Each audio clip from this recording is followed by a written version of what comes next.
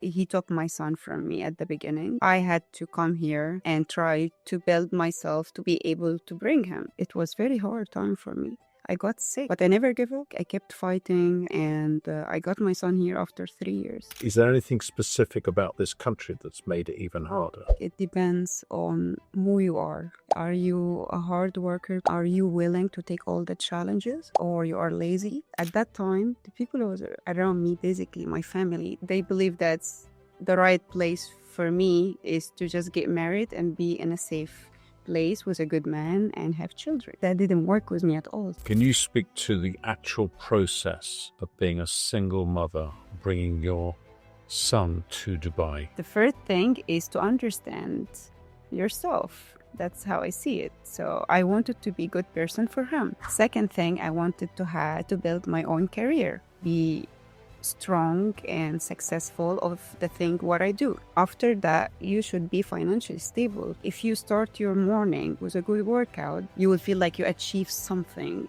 I'm not saying here is not competitive. It's very competitive, but I feel here it's fair. You can't earn something you don't deserve. Sofia Nasar's story is one of resilience, ambition, and reinvention. A professional runner and strength and conditioning coach who has spent the last decade building her life in the UAE on her own terms. As a single mother who made the bold decision to start over after COVID, Sofia turned personal challenge into opportunity, leaving traditional employment, bringing her son to Dubai, and establishing herself as a sought-after coach. Her past shows what's possible when you choose your own direction. Let's get into it.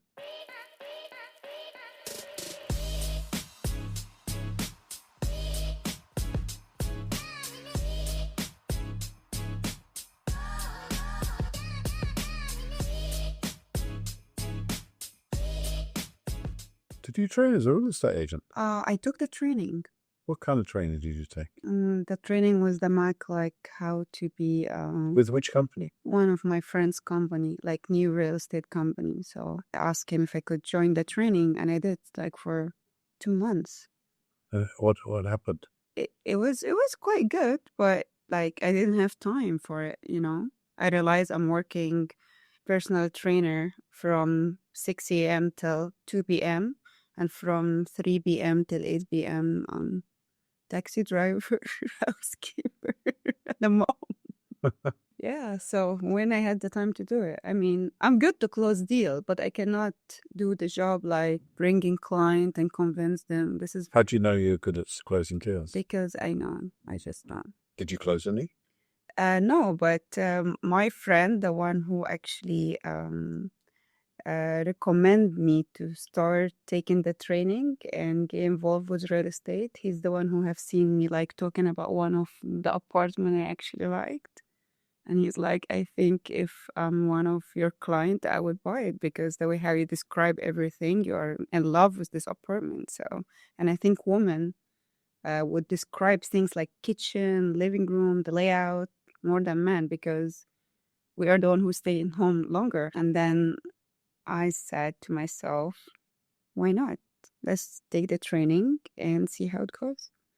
Well, unfortunately, I was just busy with my work and I couldn't just give up on the thing I like being a coach. I wanted to be something on the side, not actually full-time. What do you like about being a coach? Everything. I like helping people. I like to see changing mindset, changing people's life.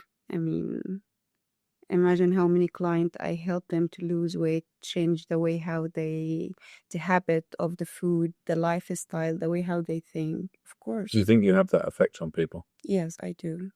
Yeah? Yeah. How long have you been doing it for, training? Professionally now, 10 years. And what made you start? The moment I have decided to get divorced, and I said to myself, so what is the next step?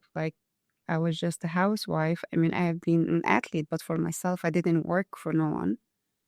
And I was a mom at this time for 6 months. My child was, yeah. And then my best friend said, come to Dubai. I was like, it's too hot, from Russia to Dubai. He's like, yeah, just come. So I came, and honestly, at the beginning, I didn't feel like I belonged to here. It was very hard for me. And I found everything was very hard because I basically start from the scratch. No one knows me. And he said to me, like, you will make it. I know this. Just start. So I moved to Abu Dhabi.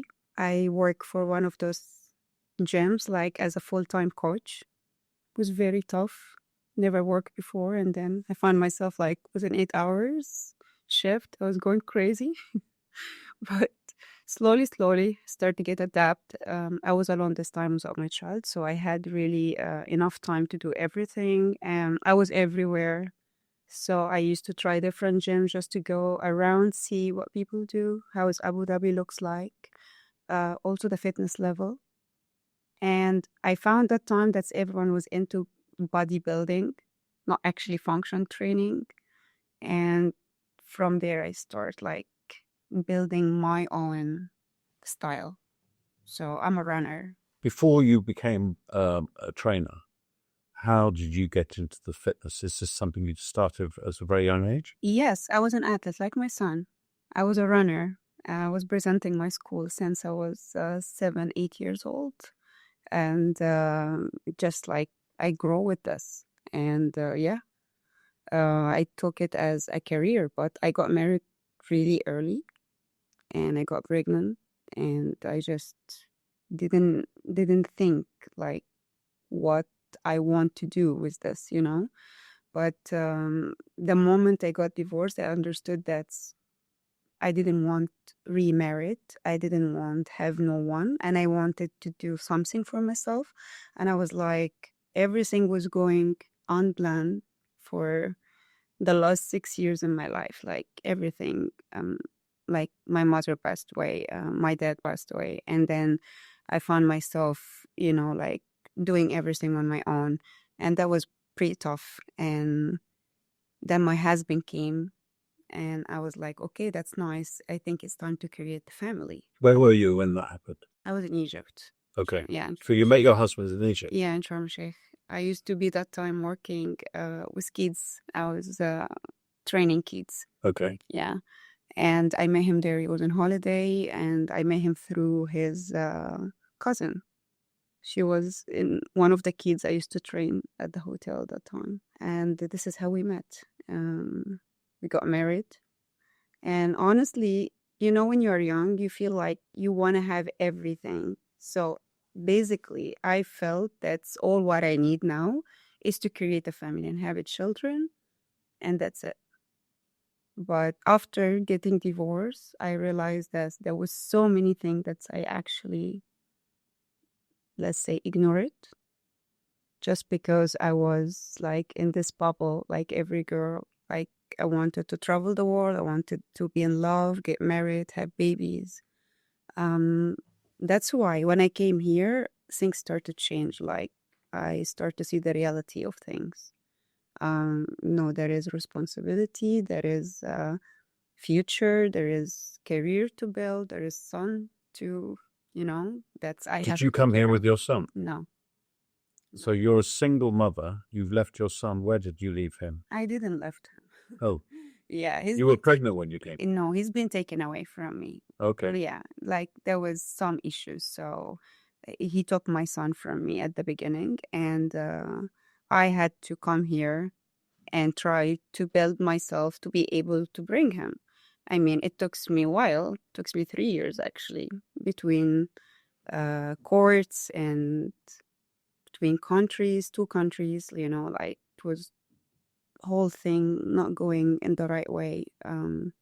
But I never give up. Like I kept fighting. I hired lawyers, and I got my son here after 3 years. But I think also like God has made plan for this because I believe those 3 years, if my son was with me, I wouldn't be able to help him as I do now. I was working on myself this time. I was trying to listen to everything.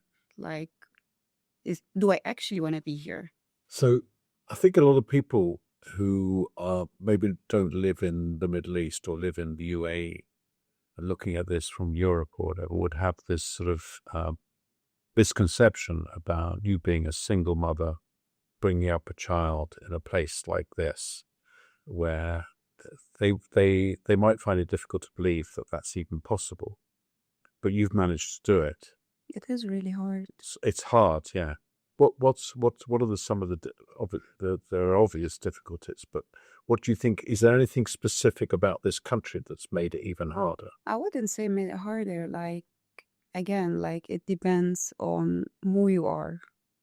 Are you a hard worker person? Are you willing to take all the challenges, or you are lazy and you will keep blaming others to hurt you or leave you? Or so I choose to put everything happen in the past behind my back, and I said to myself, okay, my goal is to be successful of the only thing I'm good at, and the second thing, I mean, the goal is to lead, to bring my son here. So I didn't see anything at this time except that I was working 2 jobs, and I was really, really working hard. And I'm sure the people who will be hearing this, who used to be close to me that time, they have seen it. It was very hard time for me. I got sick from the stress, from being standing for a long time, but I never ever gave up on it. Like, I wanted Marco to be with me, and that was front of my eyes all the time. Do you think that energy that you were using came from your sporting background? Is that where it came from, or is it simply because you were the mother? It's different. I mean, I changed a lot. Before I became a mom, I was totally different person. I was very crazy. I would do anything, taking any challenge. I won't even think about it. But after being a mom, things start to move different. I would actually think million times before I make one decision. Also about the environment around me, the friends, the family, my choices, because it's not about me anymore. There is someone who's looking up to me, so I have to be a good example. So of course, Marco changed a lot of things. Marco is your son? Yeah. And how old is he now? He's just turned 10. Yeah. Yeah. So who is Sofia Nasar? What do you say if someone asks you that question? What would you say? I would say I'm Sofia Nasar, 33 years old. I'm Egyptian. I'm an elite runner, single mom. I'm a very ambitious person. What do you think? What shaped you growing up? You think, when you were growing up, what brought you to where you are today? Or so many challenges shapes every one of us. Like the moment we born, we face a challenge. Like the situations, the family, the school, the friends, the love of our lives who break our hearts. I mean, so many things. Like, I believe my journey started like from my high school. Like the tough journey start from there. Like I was totally on my own. Like my mom wasn't close to me. My dad was in a different country. Yeah, I had to like fight for my own beliefs, because at that time, the people who was around me, basically my family, they didn't believe that a woman should be something, like they believe that's the right place for me is to just get married and be in a safe place with a good man and have children. And that didn't work with me at all. So from this moment, I realized that I don't belong there. And what I want is totally different than what they see. So I had to make it all the way myself. So I want to go back to because obviously you're a sportsman, yeah? You're an athlete, as you describe yourself. So how did that start in your life? Because I'm just trying to understand, because it's something that's almost a foreign language to me. What do you mean?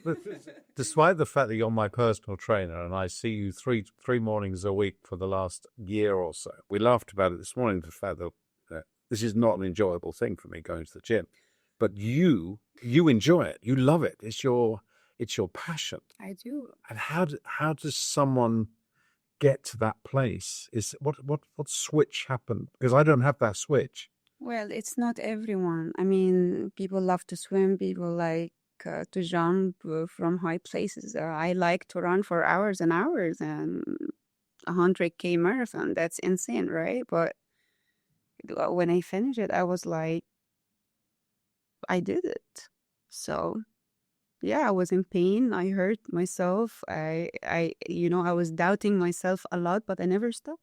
So I believe everyone has something that you are passionate about. Maybe the real estate, maybe something else we don't know about it, but everyone has to have something that they are really passionate about it.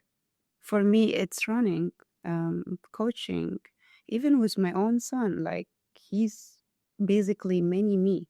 And I didn't force him to do anything. He was just watching me every day, and he started to run with me while he was just 5.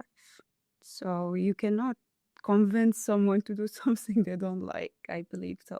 You don't think you could convince me to like the gym? I can convince you that this is like a healthy lifestyle for you for the long term, and you don't have to take it extreme. Everyone is different. You have different goals. I have different goals. Everyone have different training style. Even the way how I talk to my client is different from one to one. We are not all the same. We are different. I believe I do more life coaching in my session than I train them. Because imagine you coming 6 o'clock in the morning, taking tasks from me. It's not easy. Not easy for you. Yeah, but not easy for you too. Like, why I should go pay her to give me tasks to tell me do this and do that, right? So for sure, there is something that I might was close to convince you about that this is the best for your health. If you start your morning with a good workout, that will make you, let's say, making a good decision that day. You'll be happy about yourself. You will feel like you achieved something at the beginning of the day. The workout is your first achievement, early morning. I guess, yeah. I mean, how long we just over a year, I think. Yeah. Yeah. So what have you seen about me? What changes have you seen in me in the last year or so? I mean, you could answer this question. What do you feel? That's what I'm asking you. I'm asking you because Of course, there is a changes. I mean, the way how you move, it's better. The way how you left, also coming to the training. I mean, you're not really that mad at me anymore. not mad at you anymore. Yeah, just to be tough. I only got angry with you once, I think. Yeah, I believe so.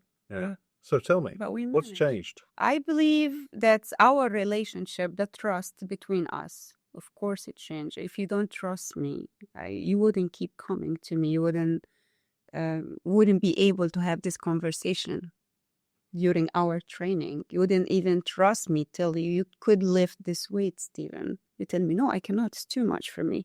But you end up doing even more. So I believe is the trust we build through. No, the reason I continue to work with you is because I like going to the gym. Yeah. And I wouldn't be able to look at you in the face if I didn't have you as my trainer anymore. So you'd be there and I'd be embarrassed. That's the reason why I have No, you. don't worry about that. Don't worry. Yeah. I have to say that I'm not taking anything away from previous trainers, but I definitely feel I have advanced much more in the last year than I have in the last 3. It might be difficult people to look at me and think, wow, I'm probably one of your oldest clients, I would say. Am I not? But today I even told you, like, you were doing the ski for 5 minutes, and I told you I have younger girls my age, they can't keep going for 3 minutes. Yeah. So it's more about the mindset. And you answered and you told me I meditate, but you didn't choose to give up and get angry at me and tell me, no, I couldn't do it. No, you kept doing it. Well, I know what would happen if I said I didn't do it. You just tell me to carry on. You wouldn't let me get away. I'm nice to you. Oh, you're not nice to me at all. No, I don't want you to be nice to me. That's not what I pay you for. I pay you to make sure that I don't hurt myself is the main reason.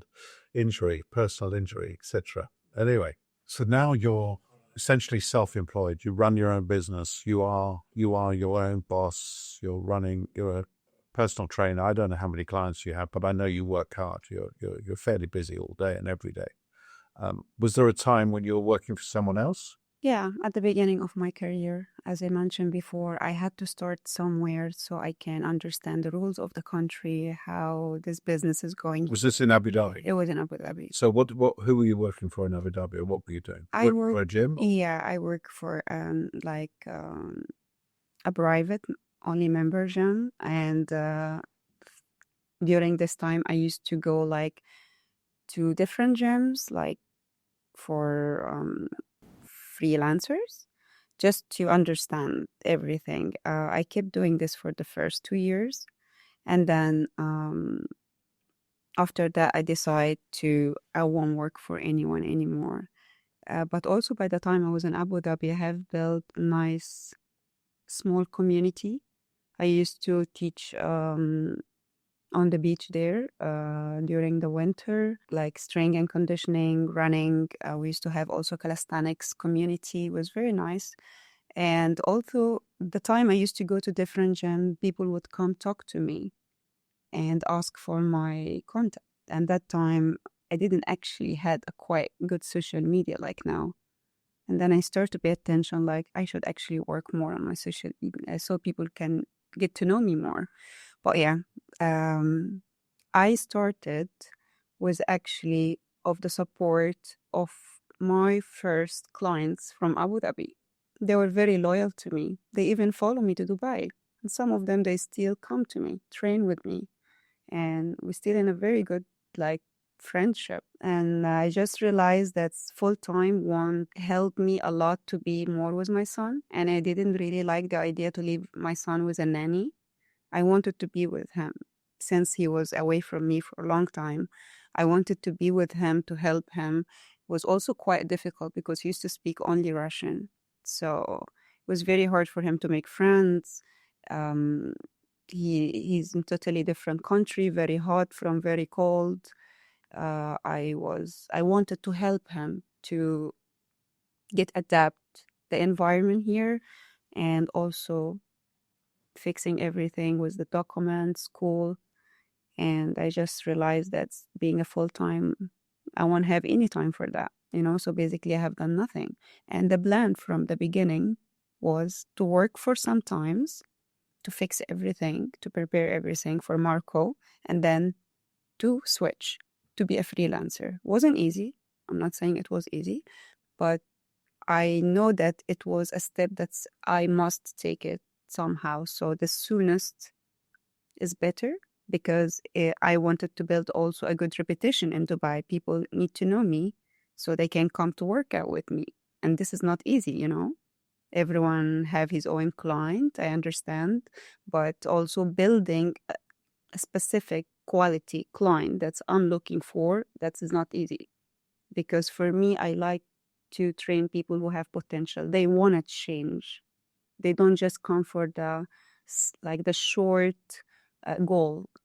I'm getting married and I want to lose 5 kg. I want someone who basically been having extreme bad lifestyle and they decide to take this to the next level. I like this. I enjoy this more. So you were in Abu Dhabi for 2 years. Yeah. And then you came to Dubai. I came to Dubai. And when did Marco join you? Marco joined me when he was exactly 5 years. And where were you then? I was here. I mean, Dubai. yeah, I was here. There was a lot of change because, at the beginning, I didn't take him like officially. There was like some things it need to be done. So I was in Russia, in Egypt, here. But yeah, I was in Dubai. I just wonder, because I would imagine there was certainly a lot of bureaucracy that came into play when you were trying to get, you're a single mother here in Dubai as a freelancer, and you're bringing your son from Russia. Yeah. Because his dad was Russian. Half Serbian, half Russian. Yeah. Half Serbian, half Russian. And then your son is coming here. So obviously there's sponsorship, there's visas, etc. How was all that process? How did you manage to do all that? I mean, all my work all these years was just for this. I saved every single dirham I made for this. I just wanted him to be close to me. I wasn't really feeling good. It was always this feeling like there is part of me away, I didn't feel good about anything. I know it was going to be hard, but at least he was be close to me. You know what I mean? I can see like him, touch him, play with him, make sure he's safe, he's eating well, he's training well. But he was far, so I couldn't control him, control anything around him there. I mean, I'm sure his father loves him too, but I mean, I'm a mom, and this is the way how I show love. I just couldn't leave him behind.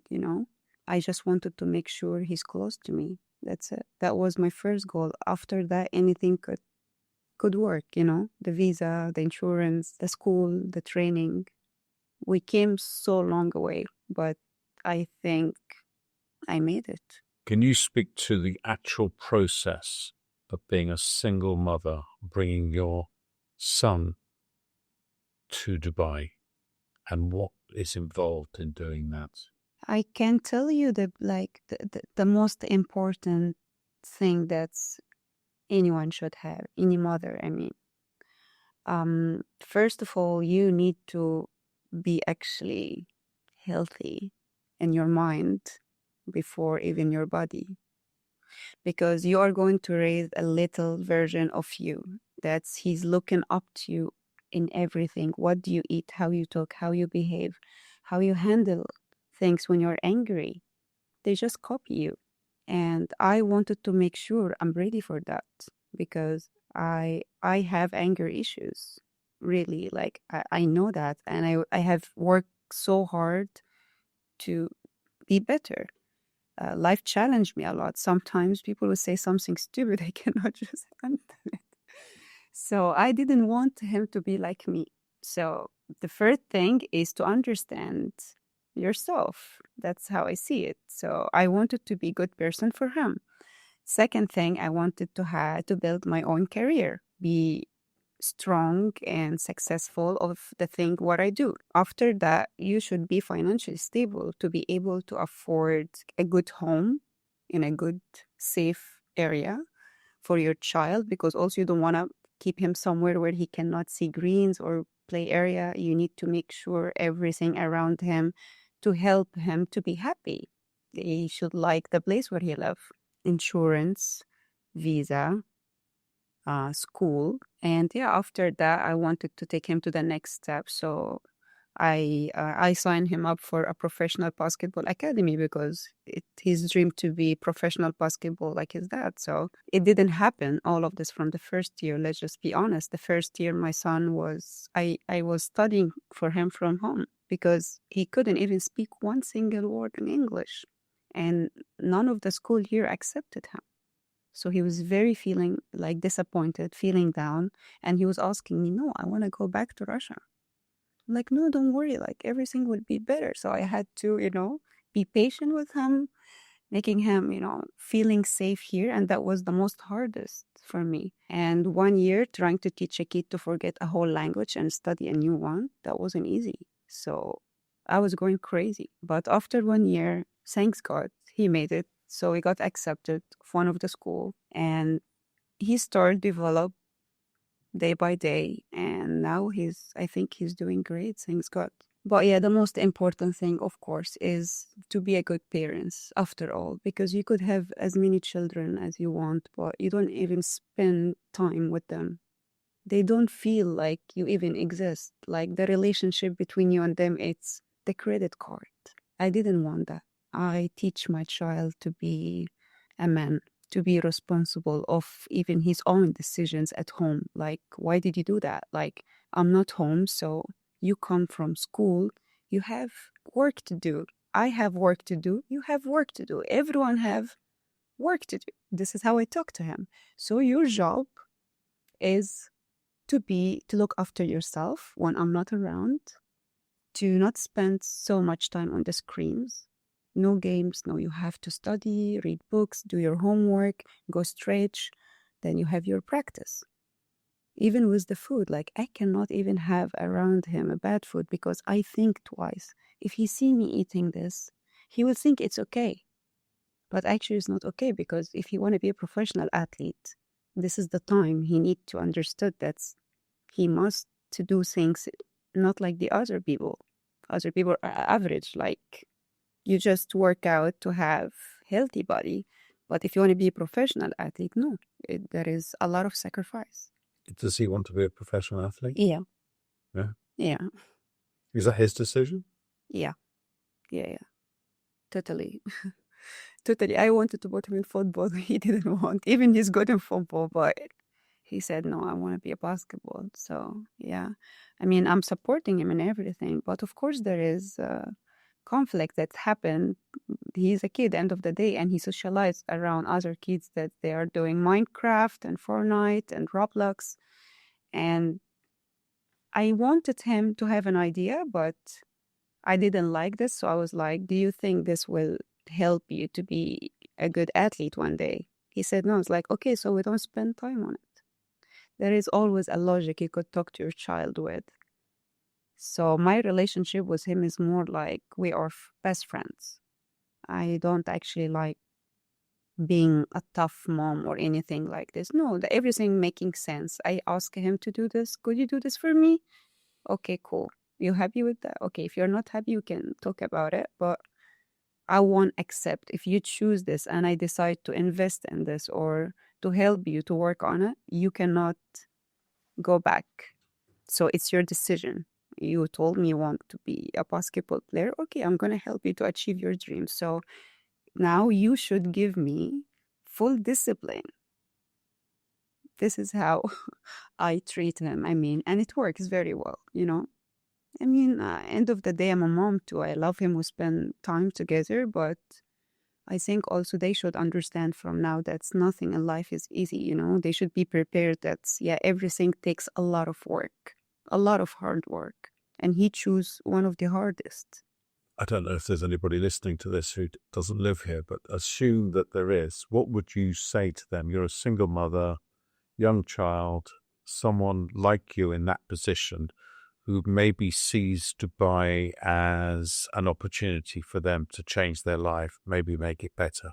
What would you say to them about the whole process of moving here, finding somewhere to live, getting visas, etc.? Can you describe that at all? Well, I mean, Dubai, in the first place, why choose Dubai? It's safe for a single mom. I'm a woman, I'm alone, so I need to make sure I'm in a safe country. I could have moved anywhere around the world, but I choose here because I know I would be safe here. My child would be safe here. Marco is able to take an Uber by himself. I shouldn't be worried about him. You know what I mean? But yeah, my advice, if anyone like me would like to move here, they need to be prepared that nothing here is easy.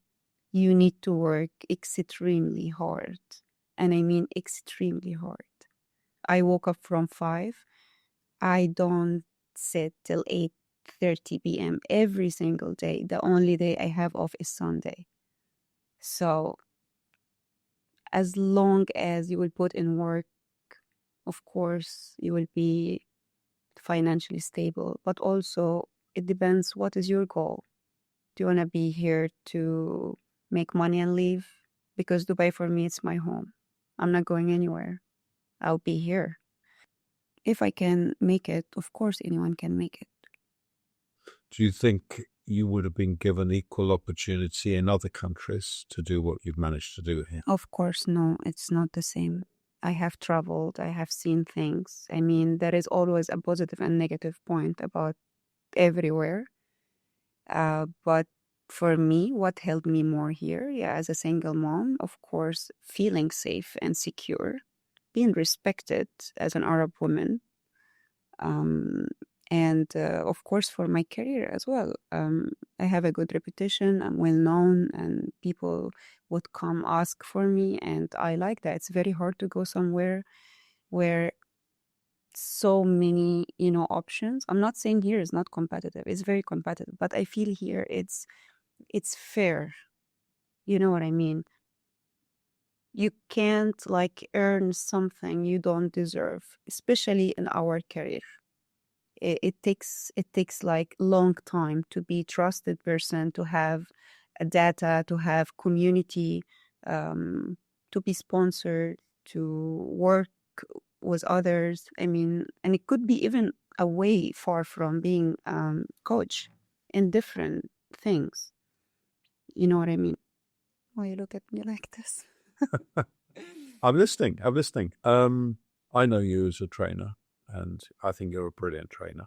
Thank you. No, honestly. Well, Thanks, obviously, I've Steve. worked with you for I a year love now. you. I know. It's been a brilliant journey for the last year.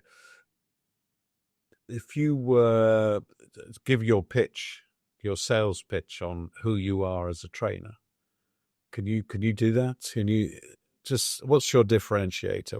What makes you different as a trainer to others? I choose to see the good in people. I don't see the negative things. And I think that's where it starts. When you feel down, I mean, most of my clients, they feel down when they come to me. It's in so many situations. Everyone have his own story, but the first thing I do when I meet my clients, I don't just train them immediately. We need to have a talk. I need to know about you as a human being, after all.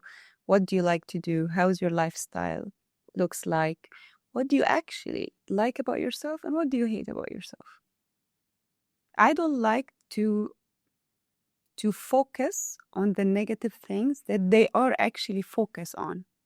We just change it slowly, and I think people like feel more safe and secure around me because of this. I'll tell you something that happens. So I had finished my training session, and I go and sit in the changing room afterwards before my shower, and I sit there, and there's another guy, one of the other members.